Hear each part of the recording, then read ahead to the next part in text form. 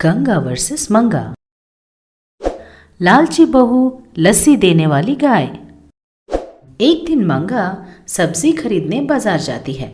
वहाँ दुकानदार जब उसे देखते हैं, आ गई महारानी, यह खरीदती कम गड़बड़ ज्यादा करती है बाबा।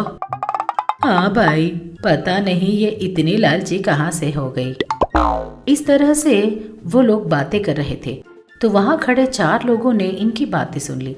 उन लोगों की बातों से पता चल जाता है कि मंगा कितनी ज्यादा लालची है। उन चारों में एक आदमी बोलता है, अबे सुनना तुमने, बड़ी लालची है ये। हाँ हाँ, सुना सुना, जितनी ज्यादा लालची होगी उतनी ही आसानी से बेवकूफ बना सकते हैं। ये लालची लोग ये देखते हैं कि उन्हें पैसे मिल रहे हैं या नहीं, इससे आगे कुछ नहीं सोचते। तुम जो भी बोलो उस पर विश्वास कर लेते हैं। फिर देर किस बात की, अच्छा बकरा मिल गया है हमें, चलकर मौके का फायदा उठाते हैं। ऐसा सोचकर बस सब लोग मिलकर एक गाय को मंगा के पास ले जाते हैं। बहन जी नमस्ते, मेरा नाम सूरज है, ये सब मेरे भाई हैं। नमस्ते बहन जी। नमस्ते बहन जी। नमस्ते बहन जी। इस तरह सब लोग उसको प्रणाम कर कर उसका गुणगान करने लगते हैं। अरे क्या खूबसूरत हो आप, एकदम सिनेमा हीरोइन श्रीदेवी की तरह दिख रहे हो, कहकर उसका गुणगान करते हैं। अभी उसके बगल में खड़ा हुआ दूसरा आदमी इस तरह बोलता है, अरे आप तो बिना कांटों की ट्यूना मछली लगती हैं, वही वही बिना कांटों की गुलाब की फूल हैं। ये बातें सुनकर मंगा बड़ी खुश हो जाती है और बोलती है, बहुत तारीफ कर लिया आप लोगों ने, अभी बताइए कि आपको मुझसे कौन सा काम है। तब उनमें से एक आदमी बोलता है, अरे कुछ नहीं बहन जी, हमारे पास लस्सी देने वाली गाय है, हम इसका लस्सी निकाल कर बेचते रहते हैं। ये सुनकर मंगा आश्चर्यचकित हो जाती है और लोगों से कहती है, क्या कहा आपने, लस्सी देने वाली गाय? कहीं गाय भी कभी लस्सी देती है भला? सारे गाय नहीं देती बहन, हमारी गाय मैजिकल गाय है, इसलिए देती है। अगर चाहो तो तुम्हारे सामने ही गाय से लस्सी निकाल कर पिलाता हूँ। अब तुम्हारी बातों को मैं क्यों टाल दूं? चलो एक गिलास लस्सी पिला दो। उनमें से एक आदमी एक मटके में गाय का दूध धोता रहता है। मंगा बड़े ध्यान से उस मटके की तरफ ही देख रही है।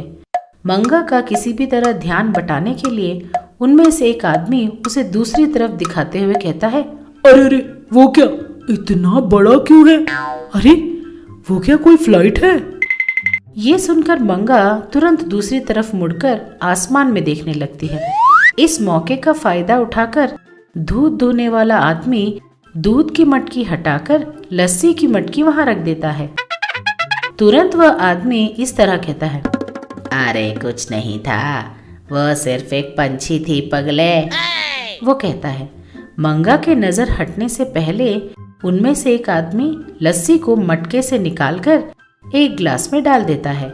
उस लस्सी को पीने के बाद मंगा बोलती है, अरे वाह, ये लस्सी तो बड़ी मीठी है, सचमुच ये लस्सी देने वाली गाय ही है।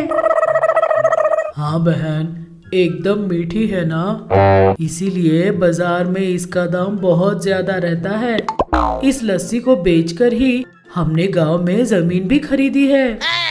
ये सुनकर मंगा मन ही मन सोचने लगती है, अरे वाह, ये धंधा तो बड़ा बढ़िया है। अगर मैं इस गाय को खरीद लूं तो इसकी लस्सी को बढ़िया से बेचकर खूब पैसे कमा सकती हूँ। ऐसा मन में सोचकर उन लोगों से कहती है, ओ भाई लोग, आप लोग मुझे बहन बहन बोल रहे हो ना, उसी हक से पूछ रही हूँ, इस गाय को मुझे बेच दीजिए। ये बात सुनकर वो 4 आदमी प्लान सक्सेस करके एक दूसरे को इशारा करते हैं। वे मंगा से इस तरह बोलते हैं, ठीक है बहन, तुम्हारे लिए हम इसे बेच देते हैं। ऐसा बोलकर उस गाय को एक साधारण गाय से 4 गुने ज्यादा पैसे लेकर मंगा को बेच देते हैं। मंगा बड़ी खुशी खुशी उस गाय को अपने घर ले जाती है। अगले दिन सुबह सुबह वो अपने सारे पड़ोसियों को जगाकर अपने घर लस्सी पीने के लिए बुलाती है। सब लोगों से पहले ही पैसे ले लेती है। गाय से दुहे हुए दूध को लस्सी समझकर सब लोगों को ग्लास में डालकर दे देती है। उसे पीकर सब लोग गुस्से से इस तरह बोलने लगते हैं, अरे ये सब क्या हो रहा है? तुमने तो कहा था लस्सी है, लेकिन यह तो केवल दूध ही है, दूध। क्या कहीं तुम हम लोगों को धोखा तो नहीं देने वाली थी? इस तरह डांटकर सब लोग मंगा को दिए हुए पैसे वापस लेकर चले जाते हैं। उसके साथ हुए धोखे को समझने के बाद मंगा रोते हुए बैठ जाती है। ये सब चुपचाप देख रही गंगा, क्या हुआ लड़की, इस तरह क्यों रो रही है? मंगा ने सारी बात गंगा को बताई। ये तेरे लिए कोई नई बात तो नहीं है ना?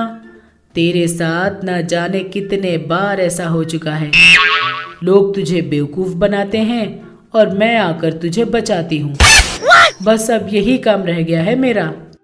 अपने लालच की वजह से ही आज तू इस तरह ठग ली गई है।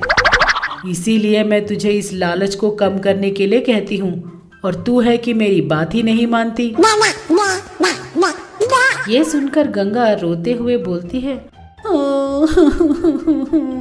प्लीज सासू माँ ऐसा मत बोलिए।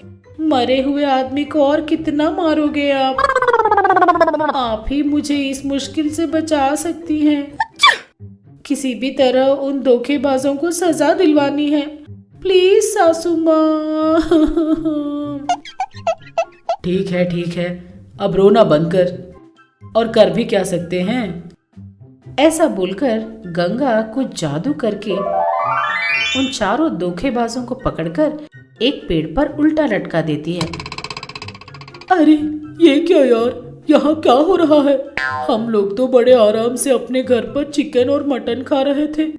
हम लोग यहाँ कैसे पहुँच गए? इस तरह वे लोग डर के मारे इधर उधर देख रहे थे। तो गंगा ने उनसे कहा, तुम लोगों की इतनी हिम्मत कि मेरी ही बहू को ठग लोगे तुम लोग?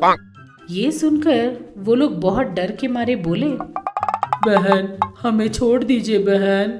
आपकी बहू के लालच के बारे में जानकर ही हमने ये सब प्लान किया था बहन। हम ऐसी गलती फिर कभी नहीं करेंगे। हम लोगों को यहाँ से जाने दीजिए। चाहे तो आप हमारे सारे पैसे और इस गाय को भी ले जाइए। प्लीज बहन हमें छोड़ दीजिए। ऐसा बोलकर वो चारों धोखेबाज सारे पैसे मंगा को देकर वहां से भाग जाते हैं। आज सासू माँ थी इसलिए मैं बच गई। मेरे लालच के बारे में जानकर अगर कोई उल्लू बनाना चाहे तो मुझे आगे से सावधान रहना होगा। बाप रे बाप, मंगा को बात समझ में आ गई।